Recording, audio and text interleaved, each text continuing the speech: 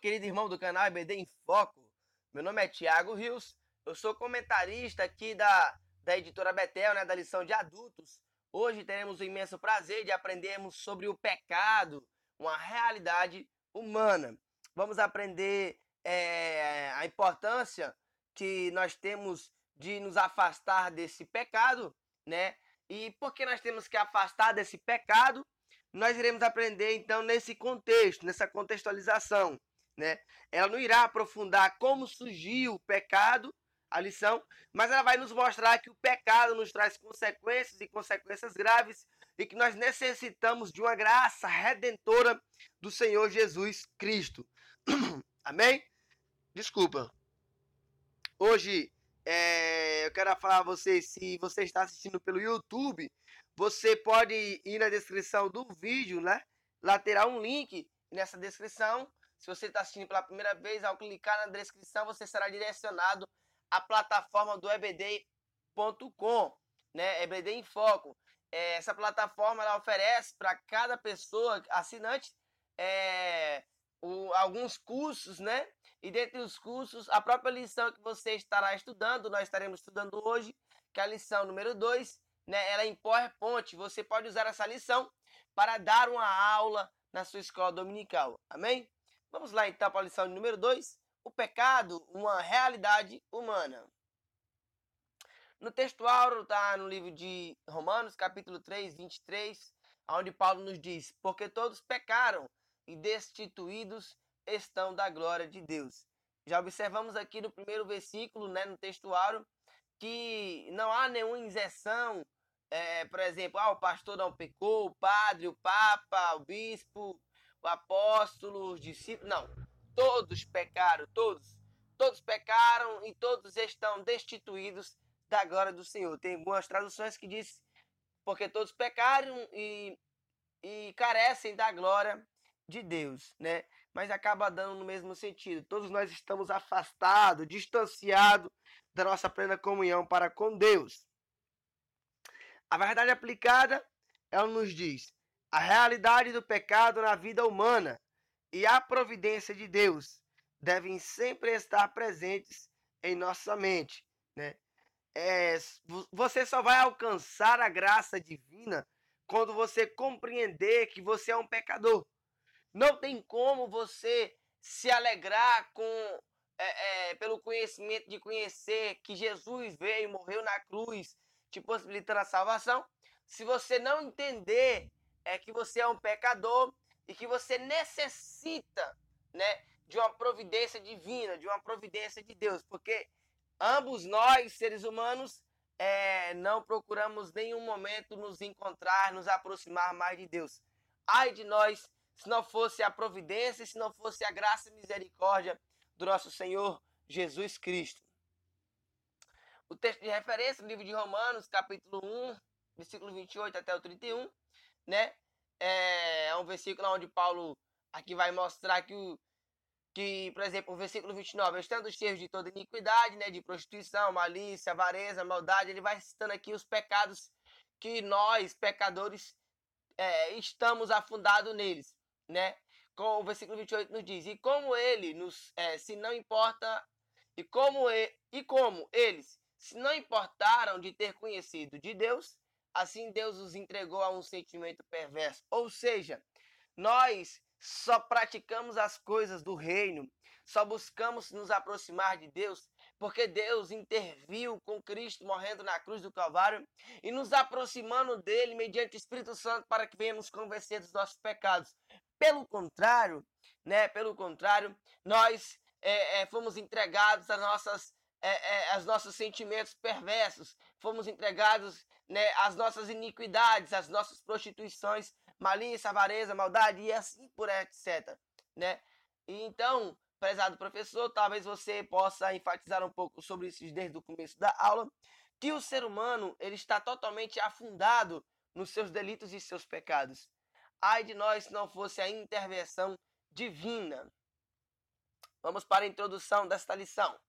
Vamos ver então sobre o que nós iremos estudar. O homem foi criado para relacionar-se com Deus. Porém, o pecado ocasionou-se o quê? A separação do homem para a sua comunhão para com Deus, trazendo então a condenação eterna. Apenas Jesus é quem pode livrar o homem desse mal. Jesus nos torna livres do pecado e voltamos então a ter essa comunhão. Aí alguém pode me perguntar, Tiago, mas por que somente Jesus pode nos trazer essa comunhão novamente para com Deus? Simples, porque Jesus foi o único homem que não pecou na face da terra. Jesus foi o único que cumpriu toda a lei. Jesus foi o único que não tropeçou em sequer uma vírgula, em um ponto sequer aqui na face da terra. Portanto, somente Ele para nos conduzir, para nos dar, para nos possibilitar a salvação eterna. Isso nós iremos aprender no último tópico, né? Mas é basicamente esse contexto que nós iremos aprender. O homem pecou, né? E o pecado do homem ele traz uma consequência. A consequência é a separação entre o homem e Deus. Mas a graça de Deus, enviando Cristo morrer na cruz do Calvário, ele nos possibilita a salvação eterna. Então vamos para o ponto número 1. Tópico primeiro. O pecado é mais do que um problema, né? Ao afastar-se de Deus, o homem contraiu sobre si mais do que um problema para resolver, pois esse mal tornou insolúvel do ponto de vista humano. Tal foi consequência do pecado na experiência humana, que o retorno a Deus dependeria inicialmente de uma atitude da graça da parte de Deus, né? E de uma resposta humana ao chamado divino. A graça da parte de Deus, que foi Jesus, né? E então acontece para que nós venhamos a ter a comunhão com Deus, a resposta humana, que é se humilhar diante do sacrifício, reconhecer o sacrifício de Jesus na cruz do Calvário. Mas o que é pecado em si, Tiago? Vejamos então um pouco a respeito. A falha para com o propósito divino, né? Deus é um ser com propósito para a sua criação. E podemos afirmar que o homem foi criado para o louvor da sua glória. Porém, o pecado na vida do homem desviou-lhe dos propósitos divinos, deixando totalmente aquém do projeto original. Nós temos cometido pecado e somos culpados. Temos sido ímpios e rebeldes e nos afastamos dos teus mandamentos e das tuas leis. Por isso, a Septuaginta, mais antiga tradução em grego, no texto hebraico do Antigo Testamento e no Novo Testamento, que o grego se utiliza da palavra armantia, que significa errar o alvo, ou seja, pecar, né?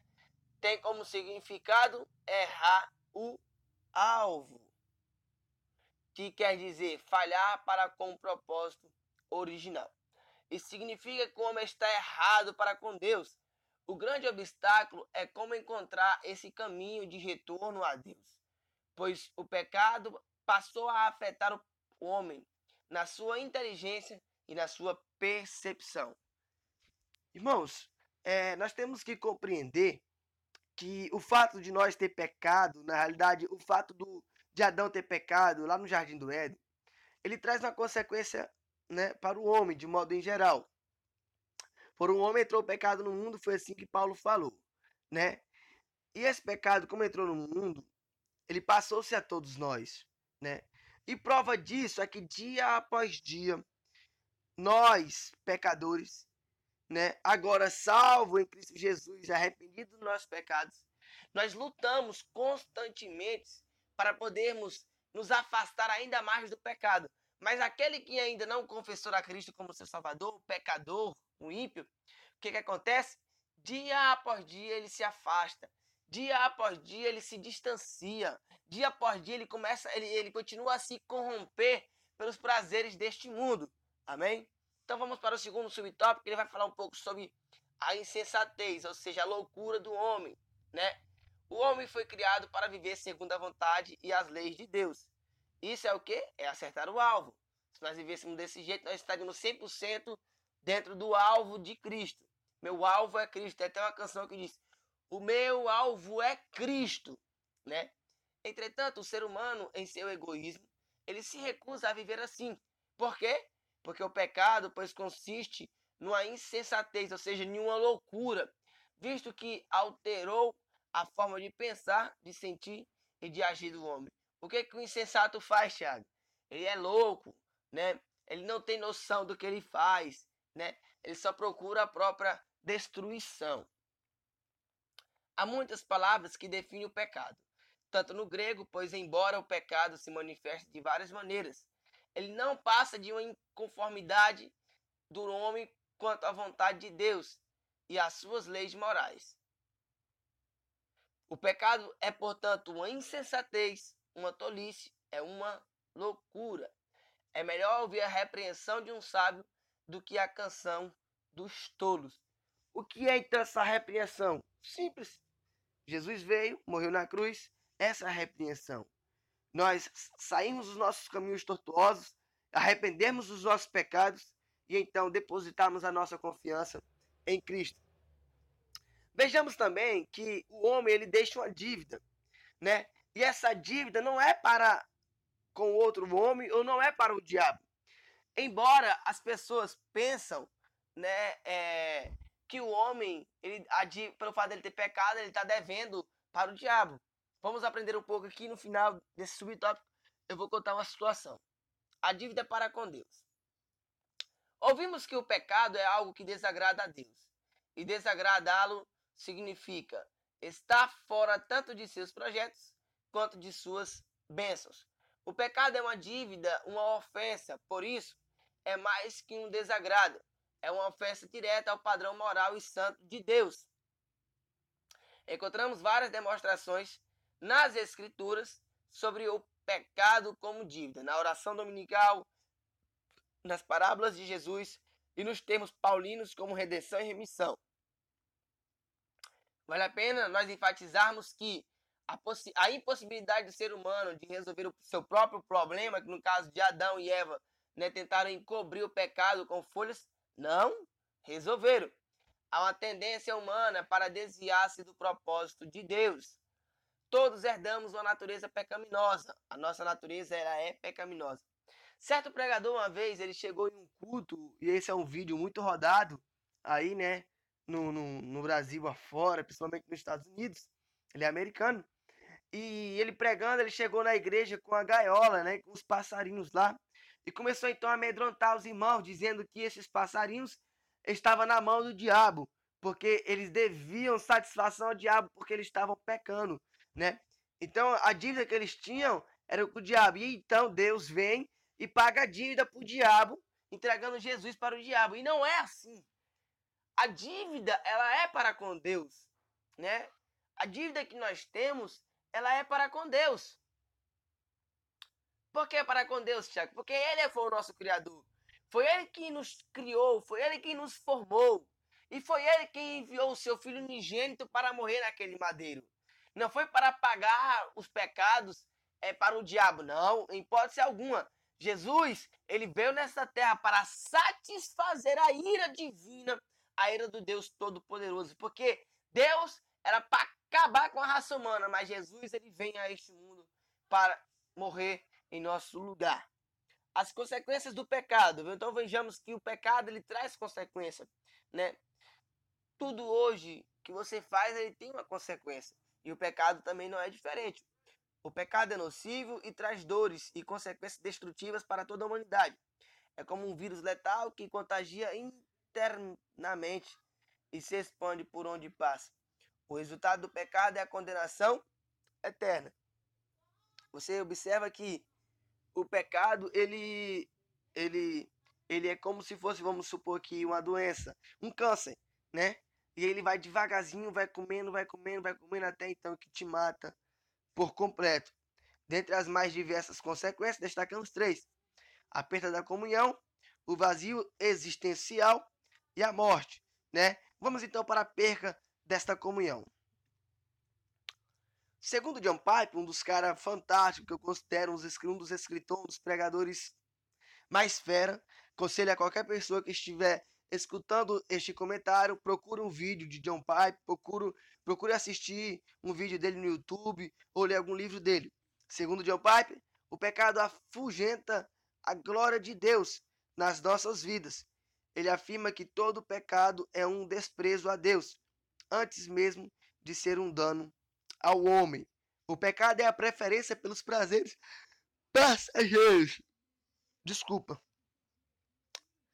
Do mundo ao invés da alegria perpétua e do companheirismo de Deus. Porque todos pecaram e destituídos estão da glória do Senhor.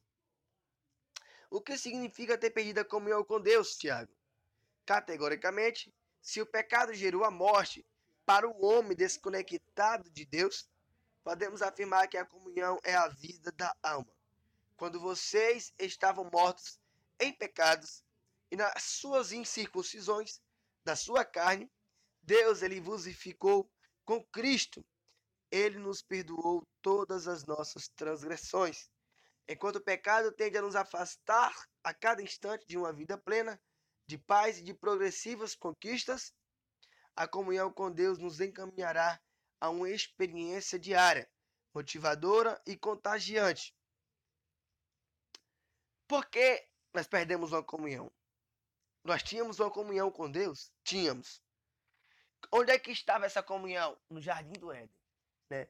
É claro aqui que o comentarista ele não quis aprofundar, mas se você ler na Bíblia, lá em Gênesis, o homem pecou, né? Adão pecou, e isso já é bem explicado nas igrejas, mas só para mostrar aqui um pouco mais sobre essa comunhão perdida, Adão pecou, por Adão ter pecado, a Bíblia diz que Deus ele vinha todo pôr do sol, toda a tardezinha conversar com o homem. Só que a partir do momento que Adão peca, que Deus vem e expulsa Adão do Jardim do Éden, a Bíblia não menciona mais momentos de intimidade de Deus para com Adão.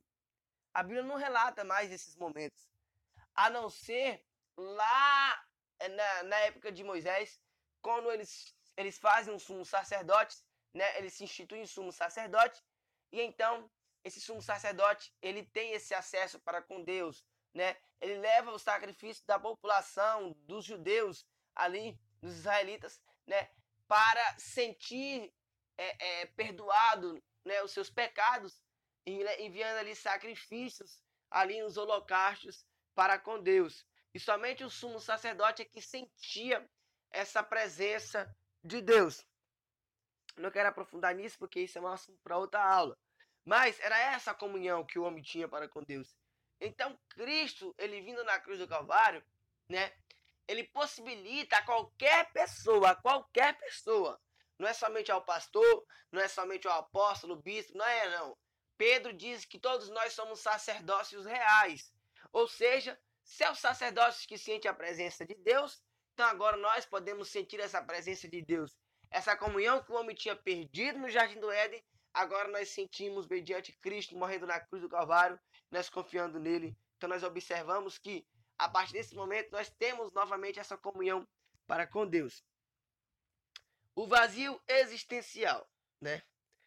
Jesus disse: vinde a mim todos os que estáis cansados e oprimidos, e então eu vos aliviarei. Esse é o perfil da humanidade sem Deus. Ela está cansada, ela está oprimida, ela está vazia de Deus. Mesmo com todo o sucesso e conquista que o ser humano passa a alcançar, haverá sempre um vazio na alma daquele que ainda não está em comunhão com Deus. Como disse então Agostinho, fizeste-nos para ti inquieto, está no nosso coração, enquanto não repousa em ti. Jesus, ele é o único que pode preencher esse vazio, trazer esse descanso para a alma e fazer o homem retornar a Deus. Por que, Tiago, que Jesus é o único que pode trazer-nos esse caminho, né, e nos preencher esse vazio? Porque somente ele foi que cumpriu toda a lei. Foi ele que morreu por nós na cruz do Calvário. Então somente ele é que nos pode preencher. Por quê? Porque quando eu olho para o meu vizinho, quando eu olho para o pastor, para o padre, eu vejo que todos pecaram. Eu vejo que todos falharam. Mas quando eu me olho para Cristo, eu vejo que ele não pecou, que ele não falhou e que ele conseguiu obedecer a palavra de seu Pai, que foi, né, que nos instituiu, que nos ordenou a nós não errarmos, a nós não falharmos. Então, quando eu olho para Jesus Cristo, eu me asseguro e eu sei que ele vai preencher esse vazio que há dentro de mim. Mas vejamos também que esse pecado, ele traz também a morte para com o homem. A morte é a consequência irrefutável do pecado, né? o apóstolo Paulo diz que a morte é o prêmio, ou seja, é uma recompensa de uma vida de pecado. Pois o salário do pecado é a morte, mas o dom gratuito de Deus é a vida eterna em Cristo Jesus, o nosso Senhor. Romanos 6, 23. Encontramos várias demonstrações das Escrituras sobre o pecado como dívida, na oração dominical, nas parábolas de Jesus e nos termos paulinos como redenção e remissão. A morte ela traz consigo uma ideia de separação. Como disse então Platão, a morte é a separação da alma do corpo. Enganado pela serpente, o homem desconsiderou a seriedade da advertência divina e assim então ele desobedeceu. Evidentemente, o homem não caiu fulminante quando desobedeceu, mas o pecado ele desencadeou o processo de separação espiritual de Deus, né? O homem tinha comunhão para com Deus e o homem então perde ali aquela comunhão. Mas essa morte, ela acaba também sendo carnal. Não no sentido espiritual, mas no sentido também material aqui do homem. Por quê, Tiago? Porque a Bíblia diz, né, isso fica bem claro nos nossos dia a dias, que tudo que o homem faz é para a própria destruição. Se o homem ele ele descobre mais alimentos, mais comidas, mas você veja que existe muita substância que eles colocam nas comidas, né? Ou seja, só para aproximarmos ainda mais da morte, né? Existe não sei se é uma norma, uma lei, não sei, mas nós observamos que dia após dia que passa, o governo, de modo em geral, de modo global, ele procura, parece que matar o ser humano, né? Não procura prolongar a vida. Você veja aqui que no começo da humanidade o homem vivia aí 800, 700, 900 anos, né? E hoje, qual é a média humana? É 90 anos, 80 anos, no máximo. Algumas pessoas chegam a 105 anos, mas é muito pouco. Então você veja que a cada dia que passa o homem, né, ele vem se diminuindo a sua vida aqui na Terra. Mas essa morte que aqui a lição está falando, ela está falando sobre o nosso relacionamento para com Deus. E é o que Paulo fala. E vós estáis mortos em seus delitos e pecados. Mas Cristo vos fica onde ele morre na cruz do Calvário, para nos possibilitar a vida eterna. E nós iremos aprender sobre isso já aqui no ponto número 3. Para terminar aqui, uma consequência inevitável do pecado é a perca da comunhão, como eu falei ainda há pouco. Porque o salário do qual Paulo nos alerta será acrescido no dia da prestação de contas, quando os pecadores irão se deparar com o lago de fogo e finalmente então a morte eterna. Ou seja, essa morte lá que Paulo fala que aquele que peca merece a morte, essa morte é dada aqui no juízo final, né? Na condenação do homem. Ou o homem vai ser condenado para viver eternamente com Cristo, ou o homem vai ser condenado para morrer eternamente, mas não perder a sua essência de viver, mas vivendo de forma desastrosa, de forma ruim. Nós chamamos isso de morte, né? No lago de fogo. Como então, Tiago, libertar-se do pecado? Já falei até um pouco sobre isso, mas vamos lá. Fomos criados para o louvor e a glória de Deus, porém, após a queda do homem, o ser humano então tornou-se um escravo dos seus pecados. Notaram a advertência de Deus para Caim? Eu quero até pedir desculpa aqui, né? Que esse Deus ficou com D minúsculo. Me perdoe. Notar a advertência de Deus para Caim. Me perdoe. O pecado quer te dominar e a observação quanto à situação da humanidade. Por isso, a mensagem de libertação anunciada por Jesus Cristo. Vamos lá, então, a necessidade, então, de um libertador. O pecado vai além da dívida e ofensa ao Criador. O pecado tornou-se um mau senhor do homem, escravizando e maltratando. O próprio corpo do homem tornou-se um instrumento para o seu serviço. Por isso, Paulo o chama de corpo de pecado. Pois sabemos que o nosso velho homem foi crucificado com ele, para que o corpo do pecado seja destruído, e não mais sejamos escravos então do pecado. Aqui no caso o comentarista já está colocando aqui embaixo que aqueles que confiam em Cristo, o seu velho homem é crucificado juntamente com Cristo na cruz. O homem necessita então de um libertador que venha destruir o domínio do pecado e apagar todas as ofensas. Esse libertador é quem? Jesus Cristo. aquele que morreu ressuscitou. Ou seja, o único que conseguiu cumprir tudo aquilo que Deus mandou, né? O único que foi lá no inferno, pegou a chave da morte, né? Pisou na cabeça da serpente e possibilitando ao homem a vida eterna. Uma vez crendo de todo o coração que Jesus Cristo morreu e ressuscitou dentre os mortos, e isso confessando sinceramente com a boca, o pecador alcança a salvação. O que acontece? A Bíblia diz que com o coração se crê, mas com a boca se confessa. As pessoas que aceitam a salvação de Cristo como forma substitutiva de sua vida, né? Elas creem com o seu coração, mas com a boca confessa. Não tem como. Não existe ninguém que crê em Cristo e que não confessa essa fé aí de forma espontânea, de forma expositiva. Todos aqueles que confessam, ou melhor dizendo, que creem em Cristo com o coração, que acreditam que Jesus morreu na cruz para perdoar os nossos pecados, essas pessoas, de alguma maneira, de uma ou de outra, elas transmitem isso para o próximo, com algumas atitudes, e até mesmo de verbalmente falando: eu aceitei Jesus como meu Senhor e Salvador. Desculpa. A necessidade, então, do arrependimento. Veja que para nós conhecermos a Cristo, né? Para nós participarmos dessa plena comunhão agora novamente para com Deus, nós temos que nos arrepender dos nossos delitos e pecados. E é isso que nós iremos ver agora no subtópico número 2 do ponto número 3. Simultaneamente, a reconhecer a Jesus Cristo, o pecador deve arrepender-se de seus pecados, né? A salvação ela é impossível sem arrependimento das obras mortas. O próprio Senhor Jesus pregou acerca do arrependimento em seus ministérios. O arrependimento significa mudança de pensamento, sentimento e atitude. O verdadeiro arrependimento ocorre com a resposta humana ao anúncio da palavra de Deus e da ação do Espírito Santo. Se eu roubava, eu não vou roubar mais. Se eu mentia, eu não vou mentir mais. Não é que isso irá acontecer de uma hora para outra. Se eu enganava, agora eu vou continuar enganando. Não, Tiago, eu não vou enganar mais. Por quê? Porque agora eu creio em Cristo, agora eu deposito a minha confiança em Cristo. Mas só que isso é um processo de santificação na sua vida, dia após dia. Quando eu cometer uma falha, eu vou me arrepender, eu vou falar: ei, meu Pai eterno, me perdoa, Jesus.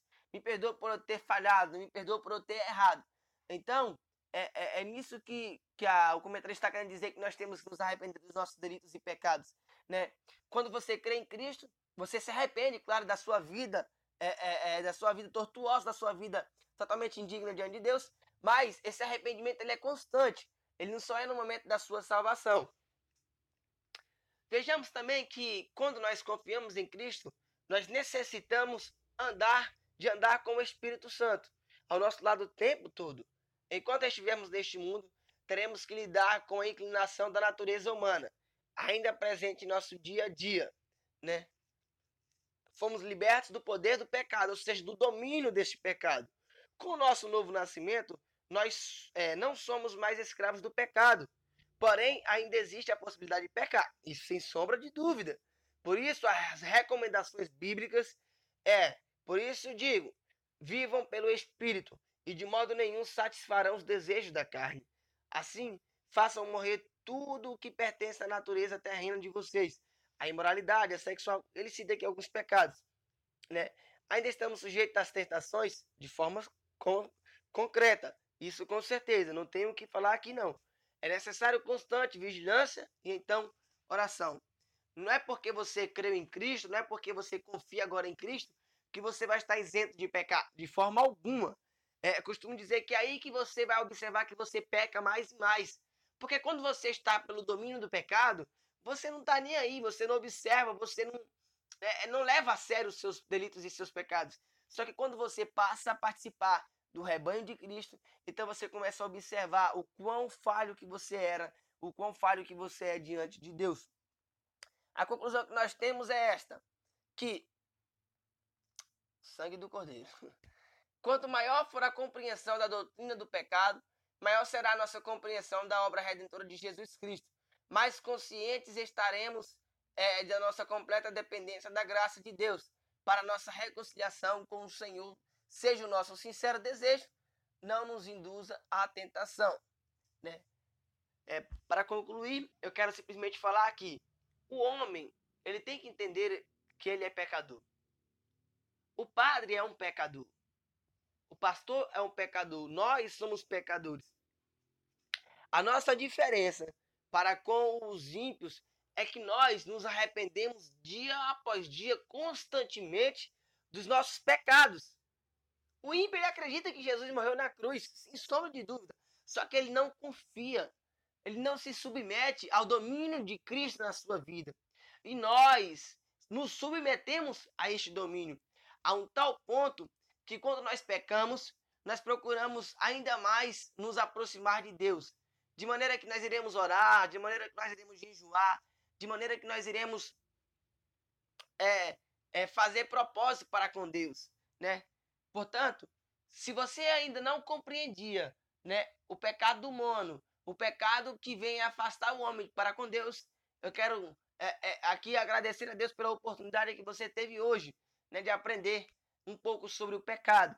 Vejamos que aqui nós não aprofundamos muito na origem do pecado, mas nós aprofundamos naquilo que o pecado traz para com o homem, a consequência, a perca da comunhão de um homem para com Deus.